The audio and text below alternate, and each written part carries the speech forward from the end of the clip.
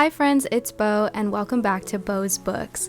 Today I wanted to do a Q1 cozy reading journal flip through where I'll be showing you all my spreads for the first quarter of 2026. Now first of all, this notebook is from Archer and Olive, a woman-owned company, and this is in the size A5. This particular notebook is called Bonnie's Fave, and I am absolutely obsessed with it. I think it is so beautiful.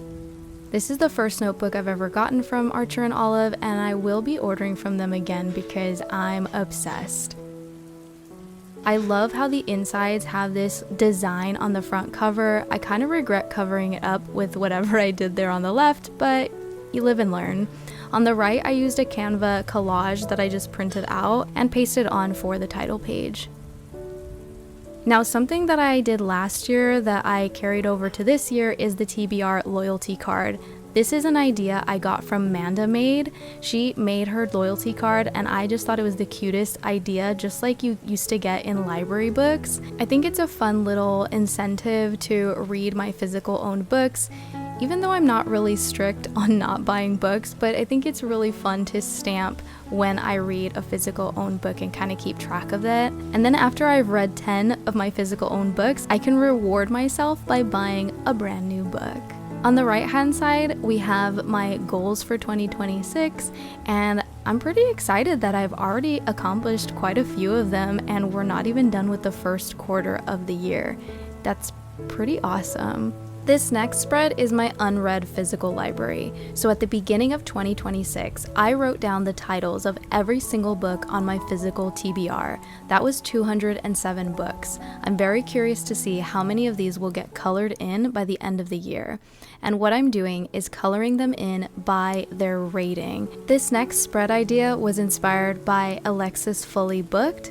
She does a shelf reduction page and I love it. I think it's an awesome way to keep track of how you're doing with your physical reads. And so what you do is start with your total of books, which mine was 207, and then you track how many books you've read, acquired, and how many you've unhauled each month. So far, I'm not doing very well. This next spread on the left is the number of books I read each month, and what I have going on here is a graph showing the comparison from my 2025 reads versus my 2026 reads. On the right, I have my year in pixels. This will show me every single day that I read a book and every day that I finished a book. And here we have my series tracker. Now, I don't usually read a lot of series, so I kept it light, and I will probably add one or two if I start any more this year. I'm definitely gonna add Dungeon Crawler Carl because that is my current read and I'm already loving it just from being on page 7.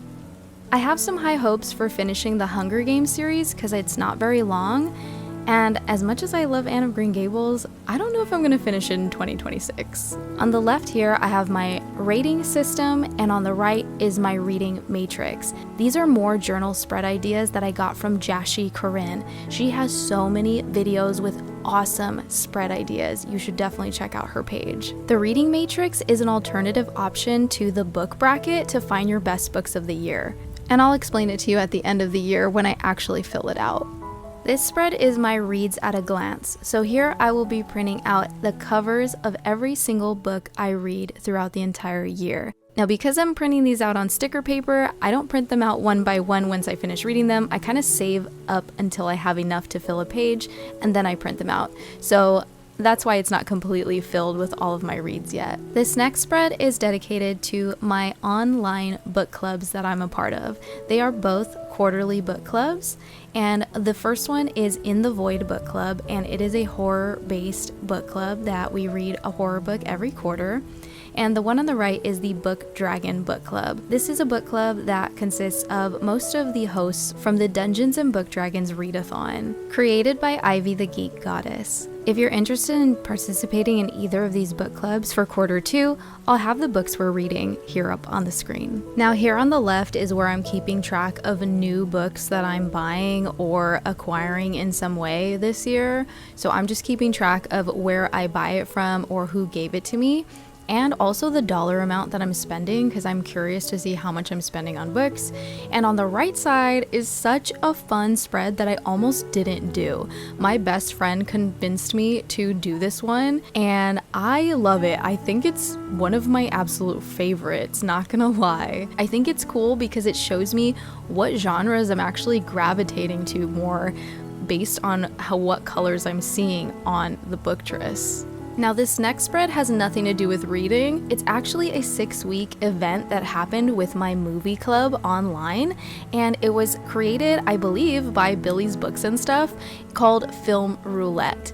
And what you do is each week you will get assigned somebody to recommend a movie to, and somebody will also recommend a movie to you. And what you have to do is watch that movie and rate it and give it a review on Letterboxd. And the movie has to be either horror, sci-fi, or fantasy. So I had so much fun with this. I'm a big movie lover, so I can't wait to do this again. After this comes my monthly spreads. Now each month I'll be keeping track of some monthly stats, which is books read that month, how many pages I read that month, and then I want to keep track of how many diverse books I was reading per month. So the stats I'm keeping track for that are BIPOC authors, LGBTQIA+ representation, disability representation, and translated books. I'm also going to keep a pie graph of how many fiction versus non-fiction books I'm reading every month. Now I really didn't think that I was gonna do a page review for every single book that I read, but I've been doing a surprisingly good job of actually making a spread for every single book that I've been reading this year, so I'm determined to keep it up. Now I'm not going to go over every single page and give you my review on all of the books that I've read so far. I'm just gonna flip through and you can pause and read my writing if you are curious. The first one wasn't The Notebook, it was actually the musical that I went to go see. I love the book The Notebook and I love the movie, so I had to go see the musical. But it was not that great, I'm gonna be honest with you.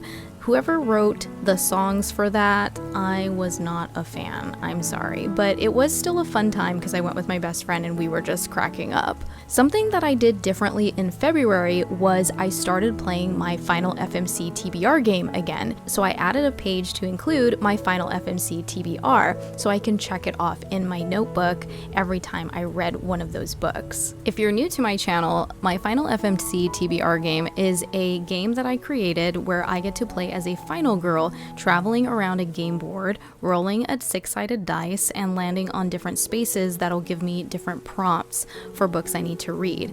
Now I have to defeat the killer by the end of the month, or my final girl is no more. If you want to check it out, I will leave the Final FMC playlist in the description box below. And if you're interested in playing the game for yourself, I have a print and play downloadable link in any of the Final FMC TBR videos. Also, if you're interested in hearing me actually talk about any of these books that you're seeing in my journal, you can go back and look through my videos that I've uploaded because most of my videos are of me talking about these books. Like these spreads in particular, Son of Rosemary versus One Day Everyone Will Have Always Been Against This. That was a video I did called Highest and Lowest, and that's where I read the lowest rated book on my TBR versus the highest rated book on my TBR, and I actually got a 1-star and a 5-star read out of that video idea. Then these two books, Bacchanal and Ring Shout, were actually part of one of my favorite videos that I've ever uploaded, where I discussed the books that I read for Black History Month, as well as the rest of the books that I read in the month of February. I feel like I just really learned a lot that month, and I was able to explore some more diverse reads.